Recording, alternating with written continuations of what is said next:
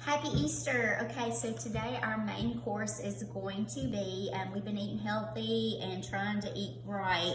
So I don't do any of the synthetic stuff. So today our main ingredients is going to be wild harvested turkey breast. Casey was blessed to get this turkey, and so we're going to use it in our Easter dinner. So what I did was, it's a very simple recipe.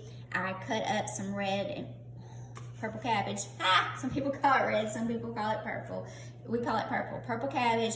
Put some olive oil in the bottom of the pan, slice up some of the cabbage, put it on top, put our seasoning on there. Our seasoning doesn't have the MSG in it or any sugars. It's just garlic, pepper, and some paprika.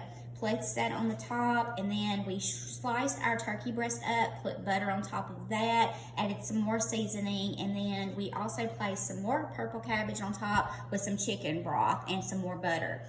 Wild breast is a little bit harder and tougher to chew than the kind you get at the store, so you want to make sure it's juicy and tender. So that's what we did. That is going to be so good. It smells good already, and I cannot wait till it's done. We have pictures and the recipe to follow.